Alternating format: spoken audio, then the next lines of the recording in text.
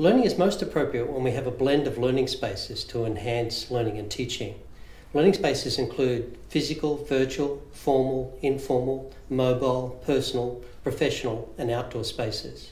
In terms of a predominant learning space, probably the most interesting as part of the Flexible Learning Institute project was working with students in our Second Life Learning Centre. Now the Second Life Learning Centre has been designed to basically provide teaching spaces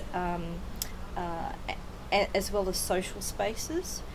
What we're finding is that when the students start coming into the Second Life Learning Centre, what they like, the before and after session chat is something that they don't normally get with their fellow students, and some of them actually like to come in at other times to just sit down, their avatars sitting down and grabbing a cup of coffee. So we've got a garden area with a coffee cart where they can access coffee.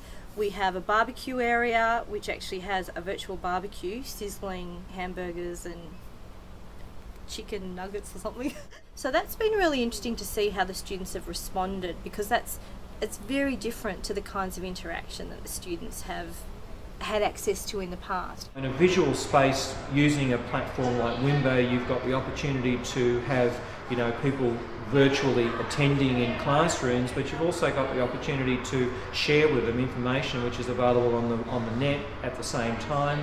These are real opportunities for students, and I'm really looking forward to our growth in that area. Here in Albury-Wodonga, we're looking at bringing live video footage from our new children's centre into our teaching classrooms in child development, and that I think will be a revolution for us as we look to bringing the world outside, the in vivo world outside, into the classroom where we can then comment on it and critically analyse it in the context of a normal teaching session.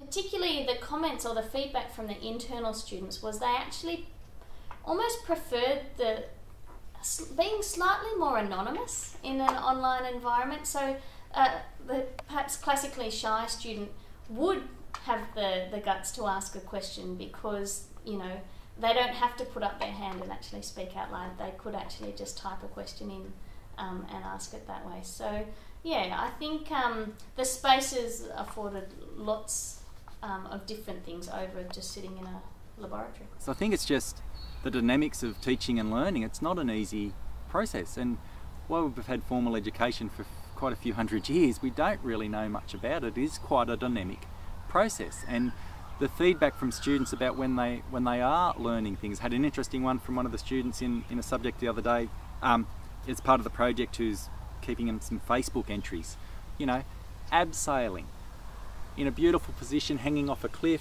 very comfortable, very relaxed, stopped, was calm, was looking around and thinking about his role in provision of health and all this conceptual sort of stuff. And he said himself, he was really amazed that he's thought of it, but he's sort of sitting here thinking about, if I did have an accident, I'd be airlifted out, but that got him sort of thinking back to some of the stuff they covered in their lecture. How do you write that? When examining the course redesign from the perspective of learning spaces, you may wish to examine the following questions. What kinds of learning spaces do you utilise throughout the course and why?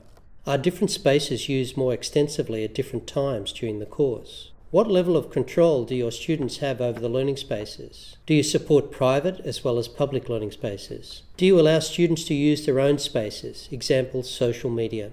Could you apportion your online face-to-face time differently to achieve better outcomes?